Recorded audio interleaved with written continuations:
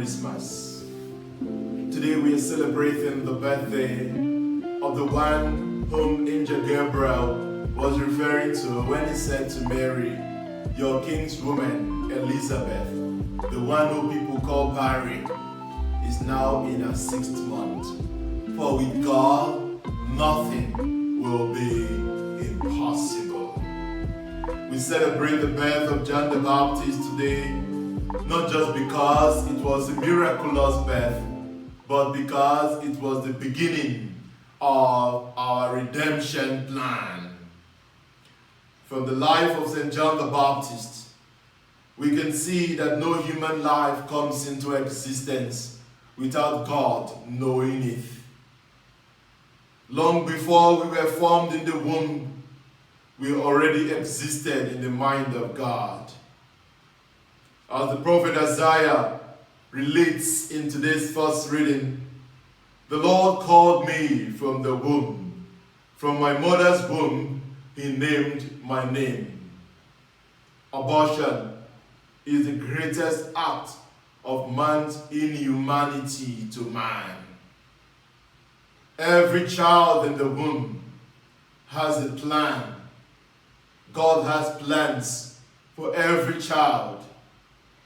Stopping the life of an unborn child is a great injustice, a great evil.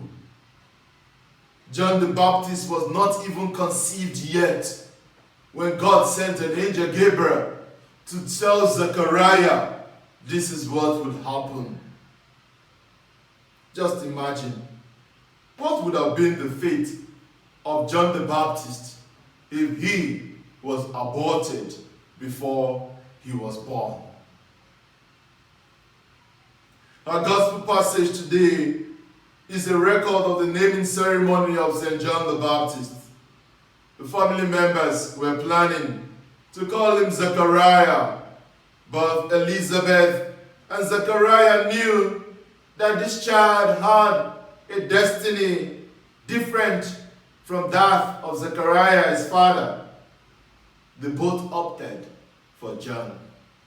As soon as he wrote the name on a tablet, Zechariah's speech was restored, and he who once doubted and complained began to sing. He sang the song of praises to God, known as the Benedictus. Zechariah must have complained so much that he completely lost faith in God. Hence, Angel Gabriel had to shut his mouth. Whenever you catch yourself complaining, please shut up. Begin to sing praises. Our mouth was designed to praise God, not to count our woes. Sing praises. Even when things are difficult, sing praises. Even when it seems as if God is not answering your prayer, use your mouth to sing the praises of God. Don't use your mouth to complain, lest an angel could ask you to keep quiet. Dear friends, the people wondered, the family members and neighbors who had come for the naming ceremony, they asked, "What will this child turn out to be?" That question is answered in our second reading today. John the Baptist did the most beautiful work of preparing the ground for Jesus Christ. Dear friends, we can never understand our lives looking forward. We can only understand our lives by looking backwards, looking at our past. Stop asking what tomorrow holds for you. That is a wrong question, and you will never find an answer to it. The neighbors who were asking, "What would this child turn out to be?" they were asking a wrong question. There was no way they could answer it. Don't bother yourself about what is going to happen tomorrow. Instead, look back, look at your past, And when you begin to connect the dots of your past, you will see that the hand of God has always been there, leading you and guiding you all through your life. That you have every reason to give thanks and praises to God.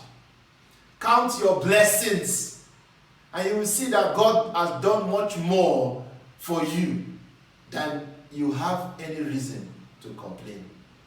Count your blessings, and you will not need to be complaining anymore.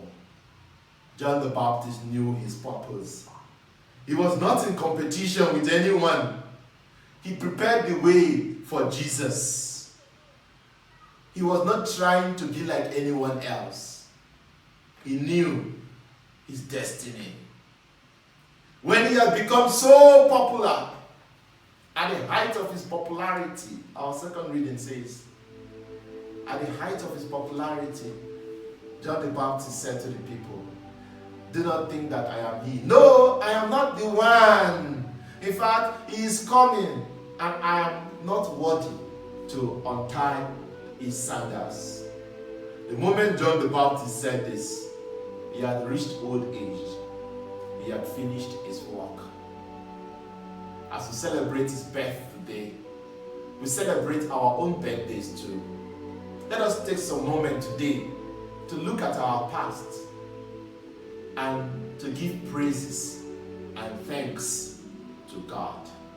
May God bless his words in our hearts. Amen.